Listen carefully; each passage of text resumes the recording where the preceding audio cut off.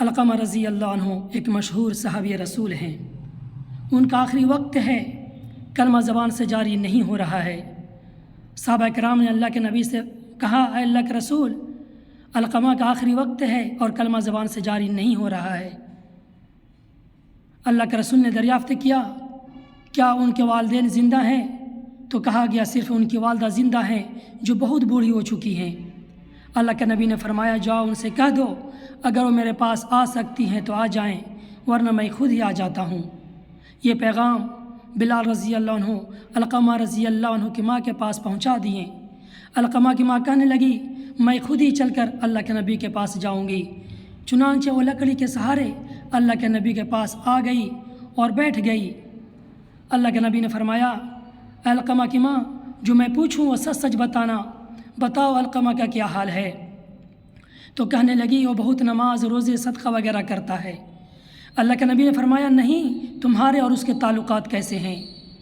تو ان کی ماں کہنے لگی، میں اس سے ناراض ہوں۔ پوچھا کیوں؟ تو انہوں نے کہا کہ میرے مقابلے میں اپنی بیوی کو زیادہ ترجیح دیتا ہے، اس کی بات زیادہ سنتا مانتا ہے۔ اللہ کے نبی نے فرمایا، بس یہی وجہ ہے کہ ماں کی ناراضگی نے بیٹے کو کلمہ پڑھنے سے روک دیا ہے۔ اللہ کے نبی نے فرمایا، علقمہ کی ماں، اپنے بیٹے کو معاف کر دو تاکہ وہ کلمہ پڑھ لے۔ تو ماں کہنے لگی، میں اپنے بیٹے کو ہرگز نہیں معاف کروں گی کیونکہ اس نے میرا دل بہت دکھایا ہے۔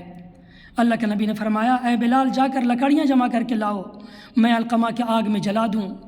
اتنا سننا تھا کہ علقمہ کی ماں گھبرا اٹھی اور کہنے لگی، اے اللہ کے رسول، کیا آپ میرے بیٹے کو میری آنکھوں کے سامنے جلائیں گے؟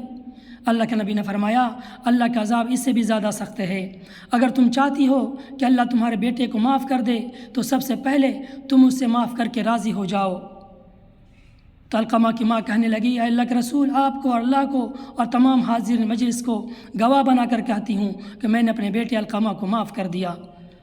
اللہ کے نبی نے فرمایا، اے بلال، جا کر دیکھو علقمہ کی زبان سے کلمہ جاری ہوا یا نہیں۔ بلال رضی اللہ عنہ جیسے ہی دروازہ پر پہنچے، علقمہ کی آواز کان میں آئی، اشہد ان لا الہ الا اللہ و اشہد ان محمد عبدہ و رسولہ، اور اس کی روح پرواز کر گئی۔ اس کے بعد اللہ کے نبی جنازہ کی نماز پڑھائیں اور لوگوں سے فرمایا، اے لوگو، جو بھی اپنی بیوی کو ماں پر فضیلت دے گا، یعنی اپنے ماں باپ کو ستائے گا، اس کے نماز روزے قبول نہیں ہوگی۔ میرے بھائیوں، میرے نوجوانوں، ماں باپ کا ہم پر بہت بڑا احسان ہے کیونکہ دنیا میں آنے کے ذریعہ ماں باپ ہیں۔ قرآن میں اللہ نے فرمایا، ان اشکر لی ولوالدیک، کہ میرے شکر کے ساتھ والدین کا بھی شکر ادا کرو۔